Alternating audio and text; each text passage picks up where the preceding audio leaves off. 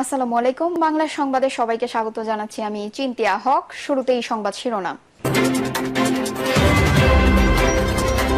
অবৈধ নাগরিক নয়, শেখ হাসিনাকে পুশ করুন বলছেন দুদু।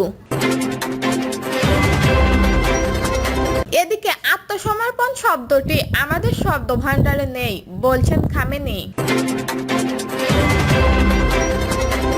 জানাবো আওয়ামী লীগ ক্ষমতার দাপটের পরিণাম ভোগ করছে বলছেন বদিউল আলম। 1 কোটি টাকার উন্নয়ন কাজে 30 লাখ টাকা লুট, অভিযোগ হাসনাত আব্দুল্লাহর। এবং সর্বশেষ জানাবো ইরানি ড্রোন প্রতিহত করতে ইসরায়েলকে সাহায্য করেছে ফ্রান্স। শুনছিলেন সংবাদ শিরোনাম, এবারে বিস্তারিত। অবৈধ নাগরিক নয়, শেখ হাসিনাকে পুশ করুন বলছেন দুদু। বাংলাদেশের সীমান্ত দিয়ে ভারত প্রতিদিন বাংলা ভাষী নাগরিকদের পুশিং করছে বলে অভিযোগ করেছেন বিএনপির ভাইস চেয়ারম্যান শামসুজ্জামান দুদু। তিনি বলেন, নিজের দেশের নাগরিকদেরকে অবৈধ পুশিং নয়, স্বৈরাচার হাসিনাকে অবৈধভাবে আদর আপ্যায়ন করে রেখেছেন, তাকে পুশ করুন। শামসুজ্জামান দুদু বলেন, শুধু শেখ হাসিনা নয়, বাংলাদেশের নাগরিক যারা টাকা চুরি করে আপনার দেশে পালিয়ে আছে তাদেরকে পুশ করুন। দুদু বলেন, ভারতকে বন্ধু রাষ্ট্র মনে করলেও গত 50 বছর ধরে ভারতের কাছ থেকে বন্ধুসুলভ আচরণ আমরা পাইনি। যেটা পেয়েছি সেটা হলো মর্মান্তিক। আমাদের তিস্তা নদীতে পানি নাই, পানি চুক্তিও নাই। ভারত 50 বছর ধরে চুক্তির কথা বললেও তারা চুক্তি করছে না। তিনি বলেন, স্বৈরাচার শেখ হাসিনার পতনের পর যে পরিবেশ সৃষ্টি হয়েছে তা মর্মান্তিক। ভাষাভাষী ভারতীয় নাগরিকদেরকে বাংলাদেশে পুশিং করছে ভারত সরকার। ভারতের প্রধানমন্ত্রীর প্রতি অনুরোধ জানিয়ে সাবেক এই সংসদ সদস্য বলেন, আপনার দেশের নাগরিকদের পুশ না করে বাংলাদেশের নাগরিক যারা টাকা চুরি করে ভারতে পালিয়েছে তাদের পুশ করতে পারেন। শেখ হাসিনা বাংলাদেশের গণতন্ত্র হত্যাকারী, বাংলাদেশের ধ্বংসের কিনারায় নিয়ে গিয়েছে। তাকে আপনারা আদর আপ্যায়ন করে অবৈধভাবে রাখবেন আর আপনাদের নাগরিককে পুশিং করবেন, এটা ঠিক না। অতি অবিলম্বে শেখ হাসিনাকে বাংলাদেশে পুশ করুন, তাহলে বুঝবো একটা ভালো কাজ করেছেন। তাতে আপনার দেশ রেখে দেবেন আর আপনার দেশের নাগরিকদেরকে পুশ করবেন, এটা মেনে নেওয়া যায় না। ভারতকে উদ্দেশ্য করে তিনি বলেন, যদি বাংলাদেশের গণতন্ত্র হত্যাকারীদের, বাংলাদেশের টাকা লুটকারীদের ফেরত না পাঠান তাহলে ভারতের জন্য খুব ভালো কিছু অপেক্ষা করছে, এটা ভাবার কোনো কারণ নেই। বাংলাদেশের মানুষ একবার জেগে উঠলে ভারতের এই অন্যায়কে কখনো প্রশ্রয় দেবে না। আত্মসমর্পণ শব্দটি আমাদের শব্দ ভান্ডারে নেই বলছেন খামেনি। ইরানের সর্বোচ্চ নেতা আয়াতুল্লাহ আলী খামেনি বলেছেন, ইরানি জনগণ তাদের ঐক্য প্রদর্শন করেছে, এই বার্তা দিয়েছে যে আমাদের জনগণের কণ্ঠস্বর এক। তিনি বলেন, ট্রাম্প ইরানকে আত্মসমর্পণ আহ্বান জানিয়েছেন, কিন্তু যুক্তরাষ্ট্রের প্রেসিডেন্ট মুখের তুলনায় তা খুব বড় মন্তব্য ছিল। খামেনি আরো বলেন, ইরানের মতো একটি মহান দেশ যে জাতির জন্য আত্মসমর্পণ কথাটি বড়াই অপমানজনক। তিনি বলেন, ডোনাল্ড ট্রাম্প দুর্ঘটনাক্রমে একটা সত্য প্রকাশ করেছেন যে আমেরিকানরা শুরু থেকে ইরানের বিরোধিতা করে আসছে। খামেনি বলেন, ট্রাম্প তাদের পারমাণবিক কেন্দ্র ধ্বংস করার যে দাবি করেছেন সেটি সত্য নয়। আমাদের পারমাণবিক অবকাঠামোর বিরুদ্ধে অগ্রাসন চালিয়ে যাওয়া যুক্তরাষ্ট্রের কিছুই অর্জন করতে পারেনি। ইরানিরা ঐক্যবদ্ধ, সবাই একত্রিত ছিল। কাতারের আল উদেইদ মার্কিন ঘাঁটিতে যে হামলা হয়েছে সেটিকে তারা উড়িয়ে দিয়েছে সত্যকে আড়াল করার জন্য। সময়ই শত্রুদের ক্ষয়ক্ষতি প্রকাশ করবে। ইরান কখনো আত্মসমর্পণ করবে না জানিয়ে খামেনি বলেন, ট্রাম্প বলেছেন ইরানকে আত্মসমর্পণ করতে হবে।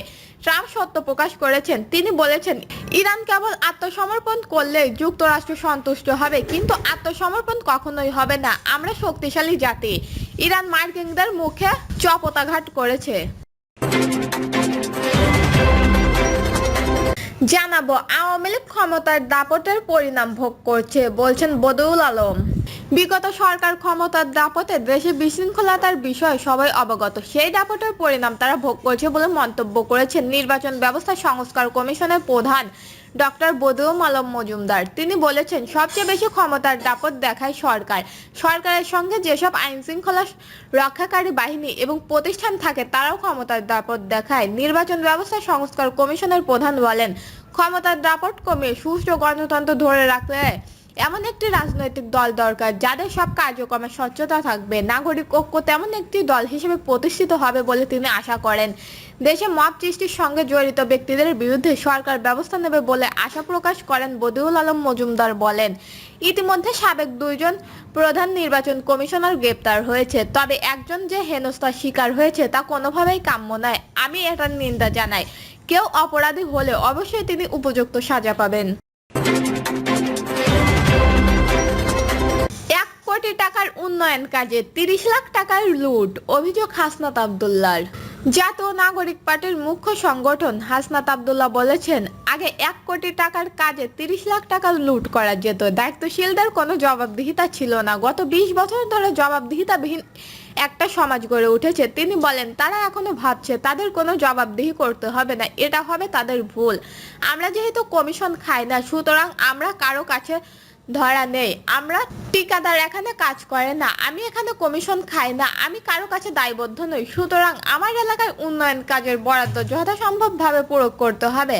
হাসনাত আব্দুল্লাহ বলেন, সরকারি কর্মকর্তা কর্মচারীরা এক্সকিউজ দেওয়ার ট্রেনিং প্রাপ্ত, তাদের যে কোনো বিষয়ের জন্য এক্সকিউজ রেডি থাকে এবং পিলো পাসিং করা, অর্থাৎ এটা আমার দায়িত্ব নয়, ওর দায়িত্ব, এই চেয়ারের না ওই চেয়ারের। দেবিদ্বারে সদ্য নির্মিত একটি সড়কের অভিনয়। তিনি বলেন, 2,43 লাখ টাকা ব্যয় নির্মিত সড়কটি জনগণের কোনো কাজে আসছে না, বরং জনগণ আরো দুর্ভোগ বেড়েছে।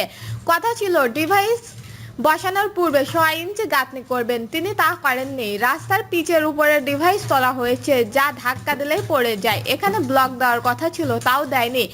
একটা রোড থেকে আরেকটা রোডের দূরত্ব থাকবে 300 mm, কিন্তু তার দূরত্ব দিয়েছে 400 mm। যেখানে 100 রড লাগাতো কথা ছিল সেখানে লাগিয়েছে 70টি রড। এই অনিয়মের দায়ভার থাকবে 300 mm, কিন্তু তার দূরত্ব দিয়েছে 400 mm। যেখানে 100 রড লাগাতো কথা ছিল সেখানে লাগিয়েছে 70টি রড। এই অনিয়মের দায়ভার ঠিকাদার, ইঞ্জিনিয়ার ও যারা এই কাজের দায়িত্ব ছিলেন তাদেরই। এই কাজের ক্ষতিপূরণ দিতে হবে। এটা এমন হচ্ছে যে কাজের গরু কিতাবে আছে কিন্তু গলে নেই। স্থানীয় সূত্র জানায়, কুমিল্লা সিলেট মহাসড়কের দেবিদ্বার উপজেলার সদরে যানজট নিরসনে সড়ক রোডে ডিভাইজার স্থাপন সহ সড়ক বৃদ্ধিকরণ প্রকল্পে 2,43 লাখ টাকা বরাদ্দের বন্দোবস্ত করেন হাসনাত আব্দুল্লাহ। ওই কাজের ঠিকাদার প্রতিষ্ঠা ছিল মহেশ ভুইয়া এন্টারপ্রাইজ, কিন্তু ওই প্রতিষ্ঠান এই কাজে নানা অনিয়ম করার অভিযোগ পাওয়া গেছে। হাসনাত আব্দুল্লাহ সরাসরি নিজে এসে হাতে নাতে ধরেন কাজের অনিয়ম সম্পর্কে। মেসার্স ভুইয়া এন্টারপ্রাইজের স্বত্বাধিকারী মোহাম্মদ আশিকুর রহমান ভুইয়া বলেন, আমি যেভাবে ওয়ার্ক অর্ডার পেয়েছি সেভাবেই কাজ করছি। এখন মনে হচ্ছে আরো ক্ষতি হয়েছে, এরপরে যেভাবে ভালোভাবে ক্ষতিপূরণ দিতে হলেও কাজটা শেষ করব। ঠিকাদার এখানে কাজ করে না, আমি এখানে কমিশন খাই না, আমি কারো কাছে দায়বদ্ধ নই। সুতরাং আমার এলাকায় উন্নয়ন কাজের বরাদ্দ যথাসম্ভবভাবে প্রয়োগ করতে হবে। হাসনাত আব্দুল্লাহ বলেন, সরকারি কর্মকর্তা কর্মচারীরা এক্সকিউজ দেওয়ার ট্রেনিং প্রাপ্ত, তাদের যে কোনো বিষয়ের জন্য এক্সকিউজ রেডি থাকে। দর্শক, এই ছিল এখনকার সর্বশেষ নিউজ। নিউজটি ভালো লাগলে একটি লাইক দিন, কমেন্টে আপনার মতামত জানান এবং আমাদের পাশে থাকার জন্য বেল বাটনটি অন করে রাখুন। ধন্যবাদ।